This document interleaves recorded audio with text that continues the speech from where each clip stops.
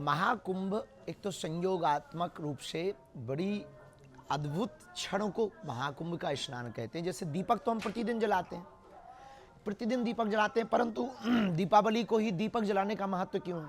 क्योंकि अमावस्या की रात्रि में सूर्य और चंद्रमा जब तुला राशि पर आते हैं तब एक विशेष संयोग बनता है। इस वक्त एक दीप जलाने से लाखों दीप प्रज्वलन करने का पुण्य मिलता है और लक्ष्मी जी प्रसन्न होती हैं। और ऐसे विशेष अवसर पर ऐसी अदृश्य शक्तियों का जो है कनेक्शन हमसे जुड़ता है।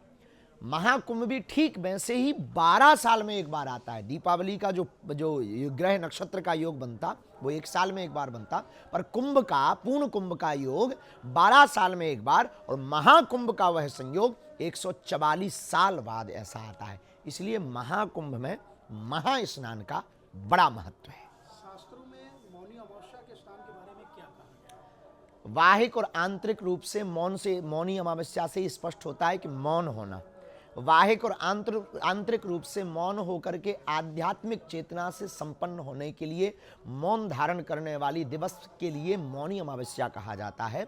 और माघ के मध्य में पूर्ण कुंभ, महाकुंभ या अर्ध कुंभ के मध्य में मौनी अमावस्या के दिन पितर नीचे उतर करके आते हैं। जो भी संगम में डुबकी में स्नान लगा करके अपने पितरों के निमित्त जल देता है तो पितृदोष की शांति होती है और पूर्वज मुक्त होते हैं। इतना महत्व मौनी अमावस्या के दिवस स्नान करने का है और ये 12 वर्ष में, 6 वर्ष में अथवा 144 वर्ष में एक बार मिलता है। महाराज जी, मौनी अमावस्या पर स्नान का खास मुहूर्त या दिन भर में है या कभी भी स्नान कर सकते हैं?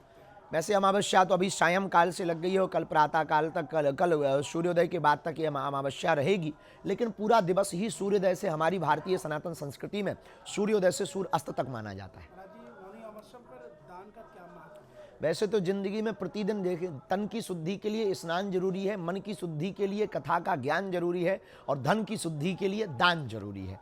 तो वैसे तो आप जो है प्रतिदिन दान कर सकते हैं, लेकिन मौनी अमावस्या के पावन पर्व में, महाकुंभ के महासंगम स्नान में त्रिवेणी के किनारे अगर कोई दान का संकल्प लेता है तो अक्षय होता है, जो कभी क्षय नहीं होता है। अक्षय का मतलब जो कभी क्षय ना हो। चाहे पाप करो तो वो भी कभी क्षय नहीं होगा और पुण्य या दान करोगे तो वो भी कभी क्षय नहीं होगा। महाराज जी, अगर कोई श्रद्धालु महाकुंभ में नहीं जा पाता है तो क्या करे कि महाकुंभ जैसा पुण्य मिले? वैसे तो संयोगात्मक रूप से पूर्ण प्रयत्न करके महाकुंभ में पहुंचना चाहिए, पर ऐसी किन्हीं परिस्थिति, शारीरिक, आर्थिक, सामाजिक या विशेष परिस्थिति पड़ गई है, ऐसी परिस्थिति में घर पर विराजमान होकर के अपने जल में गंगा, यमुना, सरस्वती का आवाहन करके, तीर्थों का आवाहन करके और जो है दान का संकल्प लेकर के उस जल को ही तीनों नदियों का संगम मान करके, संगम स्नान मान करके डुबकी लगाने से आप वहाँ बैठे, घर बैठे भी प्राप्त कर सकते हैं। लेकिन स्थान का बड़ा महत्व है। बाहर मिला हुआ सांप पीटा जाता है, पर शिवलिंग में लिपटा हुआ सांप पूजा जाता है। सांप वही है, स्थान का बड़ा महत्व होता है। महाराज जी, मौनी अमावस्या के दिन पितृ शांति के लिए कोई उपाय होते हैं? लोगों को क्या करना चाहिए? अर्घ, जल, पितृ गायत्री, त्रिपिंडी श्राद्ध या फिर पितरों के निमित्त में ब्रह्म भोज, दीनहीनों को भोज, वस्त्रदान, द्रव्यदान, अन्नदान एवं मानसिक शांति के लिए भगवत भजन, 12 अक्षरी मंत्र का जाप या पंचाक्षरी ओम नमः शिवाय मंत्र का जाप, इन मंत्रों का जाप करके अगर कोई मौनी अमावस्या का संगम स्नान करता है तो पितरों की शांति भी होती है, ग्रह नक्षत्र दोषों से भी शांति मिलती है और जो भी पुण्य सत्कर्म करेंगे वो लाख गुना करके प्राप्त होता है और क्षय नहीं होता है, अक्षय रहता है। यही मौनी अमावस्या के महाकुंभ का, महासंगम पर स्नान का दिव्य और भव्य महत्व है। बहुत बहुत धन्यवाद आपको। एक मिनट, आपको वो तो नहीं चाहिए अमावस्या का समय काल कितने बजे से कितने बजे रहेगी? अगर बताते तो बेहतर है।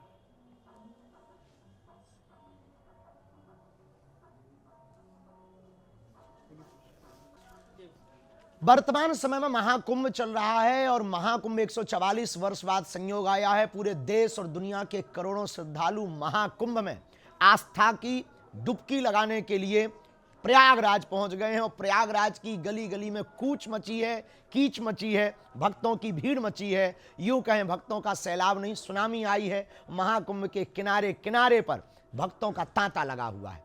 पर महाकुंभ का यह दूसरा स्नान है। पहला स्नान 14 जनवरी को मकर संक्रांति का हो चुका और द्वितीय स्नान है मौनी अमावस्या का। ये अमावस्या का पर्व बड़ा महत्वपूर्ण होता है और मौनी अमावस्या का पर्व बहुत ज्यादा महत्वपूर्ण होता है, खासकर कुंभ में। लेकिन इस बार कुंभ नहीं है, दरअसल महाकुंभ है जो 144 साल बाद आता है। मौनी अमावस्या का बहुत लोगों के दिमाग में ये विचार चल रहा है कि आखिर ये कब है अमावस्या, क्या एक समय विशेष है? वैसे तो भारतीय सनातन संस्कृति में उदया तिथि मानी जाती है, सूर्योदय से सूर्य अस्त तक। फिर भी मौनी अमावस्या के बारे में अगर कोई पूछना चाहे तो समय काल भी फिक्स है। 28 जनवरी को सायं 7:05 पर मौनी अमावस्या का प्रारंभ हुआ है और पूरी 29 जनवरी तक सायं 6 बजे तक यह मौनी अमावस्या रहेगी।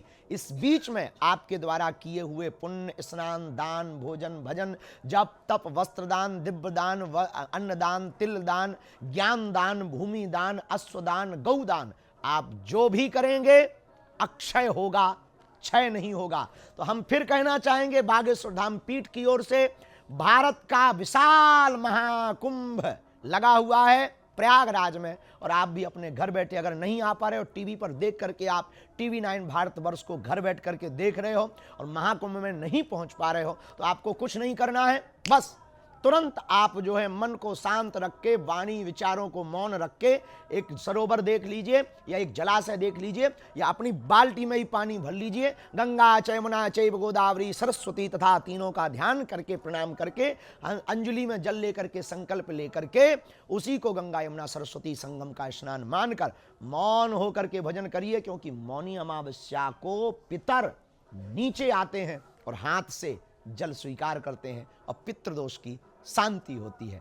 फिर से हम कहेंगे महाकुंभ है, भव्य है, दिव्य है, नव्य है।